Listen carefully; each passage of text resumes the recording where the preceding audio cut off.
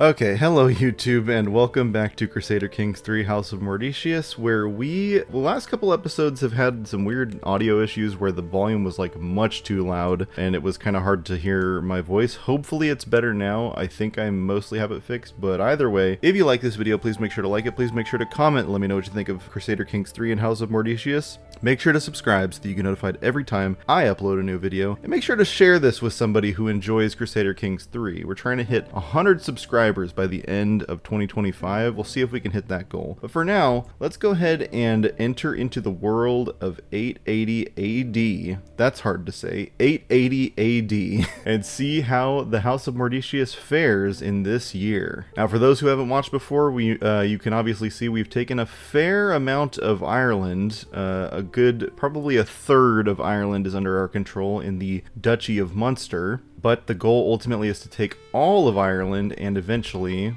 the world. We'll see how we can develop that plan over the course of 880 AD. High Chiefess Sier is bearing our child. If I'm not mistaken, she just gave birth not that long ago, but she's already well on her way to the next one. Yes, our daughter Lucia Nickdrognath is already 2 years old. Now it kind of sounds like the sound effects are like a little too low. I'm gonna try to turn things up just a little bit. I don't know. It's a delicate balance we face when we're trying to not only play the game but also make it relatively entertaining for people to watch. We're going to make a really ballsy move here, and we're gonna declare war on Chieftain Sinead. Now, Chieftain Sinead owns Leinster here on the eastern coast of Ireland, and although it might really not be a great idea, I think we can try to take him. I think the goal will be to conquer his county. This might be, and I was checking out sort of the other key players here in Ireland. We've got some pretty big people up to the north who would be difficult to fight. Chieftain Sinead seems like somebody we might be able to take and just gobble up his land really quick while we still have the chance. Let's declare war. It costs 25 piety. We're going to raise our armies here in Rose Cray, and Ronan will once again be commanding our forces. And Ronan, I'm sending you straight away to the capital, where you will no doubt meet resistance. I'm just hoping they can get there and take the capital before really any other complications arise. And of course our house relation with Chieftain Sinead's house deteriorates. That sounds about right. Sounds just about what you would expect. We've got a decent amount of troops heading to the east towards Leinster. Let's see what kind of a force they can amass. 936 troops. We can certainly take them. Now it just becomes a matter of if they have allies that will come to their aid. And here towards the end of February, battle breaks out. The Battle of Leinster. And we are certainly kicking their behinds at this very moment. We'll see how things turn out. And victory at the Battle of Leinster here on the 18th of March. And we will now begin the siege of Loch Garman. We, of course, capture some enemy combatants, including Moran, the Chancellor of Chieftain Sinead. Yeah, this might be like kind of the last real chunk of land we can take in Ireland, just kind of on our own. I would imagine that to take anything else from, other rulers, at this point, it'll take some real strategizing, some forming of some alliances, possibly through marriage. But I think we want to try to take just this one little chunk of land before we get to that stage of things. High Chiefess Sir Leith gained the trait Diplomat. Sir Leith, you become more impressive by the day. I think after the siege of Leinster, we might want to maybe hold a feast in order to boost our prestige, because our prestige is not looking super great at this very moment.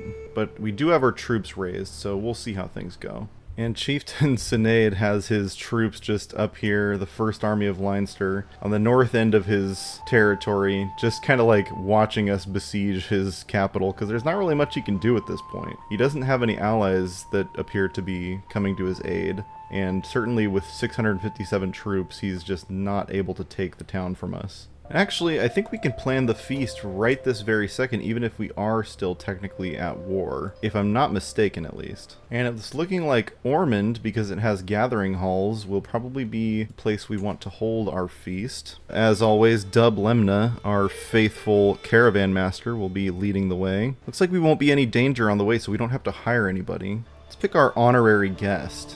And we're going to want to invite the person with the highest rank because, well, you want your honorary guest to be somebody that a lot of people will travel to come see. So Petty King Burgred of Mercia is the person who we will be selecting. Don't know much about him, but, well, he's coming to the feast, I suppose. So we can boost our dish complexity, meaning the complexity of the meals we'll be eating, and it'll increase our prestige gain. And we can boost the number of courses to exorbitant. Again, greatly increasing the cost of the feast, but it will get us a lot more prestige. And you know what? I want to host an exorbitant feast. You know what? I think it's time that we showed off what we're all about here in the House of Mordecius. Start the feast! Feast, a fresh start. I will be hosting a feast in Ormond, and time has come for us to depart. This feast is in honor of Petty King Burgred, a truly remarkable human being whom deserves additional reverence. I do look forward to a good feast and letting off some steam. I can't wait! While our troops are off at war, we will hold a feast and make merriment. And here, on the 4th of July, 880, the servants run across the hall bringing the final decorations. Some of the guests are yet to arrive, and I indulge myself with a delicious drink by the fire. Oh, I seem to have spotted some roast swan already. We have a lovely time ahead of us. We gain some prestige, and our honorary guest is traveling to our lovely abode, or at least the gathering hall where we will be feasting. I'm hoping that the prestige that we gain from this feast will offset how much prestige we're spending to have these armies raised, gathering land for the House of Mordecius. Ooh, and here on 21st of August, 880, Sierra presents me with another beautiful son. Let's go with a good insular name. I like Cyrus. Alright, Cyrus, welcome to the world. Let's get you educated, boy. Oh, and it's looking like a lot of people, because they're traveling and or serving in the military, are not available to educate our dear son Cyrus. So it looks like the person who might be best for the job is Deirdre, our spy master. Now Deirdre's, apparently Deirdre is intimidated from us because of our dreadful reputation. So hopefully that means that she's willing to give our son here a good education. Look at Cyrus's tiny little breadstick. That didn't sound right. Let's send the proposal here. Boom. And continue with our feasting and our battling. You know, realistically, if I die right now, the realm will be just completely split by, like, all of my sons, which is really unfortunate. Drognath will be, of course, getting the High Chiefdom of Munster, and he will also be getting the Earldom of Desmond, which is great, but, like, everything else will be split up between all my sons. We're gonna have to get on that sooner or later. We're relatively healthy, I'm pretty sure. My character is 40 years old right now, so he's not, like, super old. But you never know in Crusader Kings, you might just like randomly, you know, get poisoned or God only knows what. So hopefully that doesn't happen before we can successfully transfer everything to our beloved son Drognath. High Chiefess Samthon is now bearing our child. Samthon still has consumption, unfortunately. This will be her second child after Eleonora, our daughter. The guests are gathered in the hall, lords and ladies from the near and far reaches of the realm. The mood is bright, and spirits are high as the feast begins. Welcome, friends! As the feast is underway, and our guests are eating and drinking merrily, Petty King Burgred approaches Serlaith and me at the great table. This is a marvelous feast. All my compliments to the hosts. Well, we can take all the credit. Look at Serlaith just having the time of her life, just getting down. I can take all the credit for it and gain 150 prestige, but High Chiefess Serlaith will, of course, lose some opinion of us, or we can give her all the credit, which gives us household efforts. But honestly, that doesn't really seem super useful right this second. And also, High Chiefess Serlaith is the love of our life and has 100 opinion of us, so I don't really mind if she gets a little insulted here. We're going to gain 150 prestige, taking all the credit for ourselves. Yes, I have done a great job, haven't I? What's the point of throwing a good party if you can't take all the credit? And here on the 13th of October, while we're busy in our feast at Port Lerge, the siege of Leinster has been won. We can now enforce our demands here and take the Earldom of Leinster for ourselves. Excellent work, everybody. We're going to go ahead and disband our armies. Now, if you'll see, we are above our domain limit. You are 1 holdings above your domain limit of 5, which will reduce your taxes and levies. That's not good. So we need to take the Earldom of Leinster and essentially assign somebody to look after over it so that we're not above that domain limit. Now, who it goes to is a great question. Now, you can see here we have the Earldom of Leinster, and we're going to go ahead and grant the title to somebody. Right now, it's going to Drognath. That's kind of the line of succession. But I'm kind of wondering who would be the best to take this title. Now, obviously, we can go by opinion of us, meaning that the person who takes it would be kind of the most loyal to us, I suppose. We can give it to Drognath straight away and just have him sort of already on the way toward ruling the realm. In terms of relevance, we could give it to Finn, because Finn is currently our regent, or our regent presumptive, and we have a pretty good solid hook on him. So if we were to appoint him, he would gain 40 opinion of us. It's hard to decide. Now, what if we were to give it to Drognath? Our dynasty would gain 30 renown, and Drognath would gain 40 opinion of us. You know what, Drognath? The time has come. The time has come for Drognath McDrognath to step up and become a leader. So at the age of 10, he is our player heir, our son, our vassal, and what else? Oh, our ward, of course. So we can negotiate an alliance with our son and heir, Chieftain Drognath II, and of course we will do so. Now I hope, he's very young, but I think it is very important that he starts to get in on this leadership thing early. Take a moment to just appreciate how large Munster is now. Munster taking up a sizable portion, approaching, I would say, half of Ireland almost, just a little under half of Ireland. Now, if you see here on the sort of realm screen, you can see our subjects as the High Chiefdom, or the High Chieftain of Munster. We have exactly one vassal, and that will be our son, Chieftain Drognath II. He is a powerful vassal. We'll have to make sure that he remains loyal to us. High Chiefess Serlaith tells a fantastic joke about feathers. High Chiefess Serlaith gained 150 prestige. Every attending guest lost 19 stress. Well, Chiefess Serlaith, you're just a real comedian, aren't you? Is there anything more jovial than a good feast? Guests throng to and fro, eating and chatting while flickering torchlight plays off of every wall, light bouncing like laughter around the hall. A solid banquet is one of the few environments where you rarely have to wait for anything. Want food? It's there. Need a drink? They'll pour you one. Fancy a chat? Good company is everywhere. Bliss. Sometimes it's nice to simply sit back and enjoy the little things in life. We've got a couple options here. One loses us 20 stress, and everyone that shares a trait in common with us gains 20 opinion of us, and I think we're going to do that one. Good folk to mingle with here.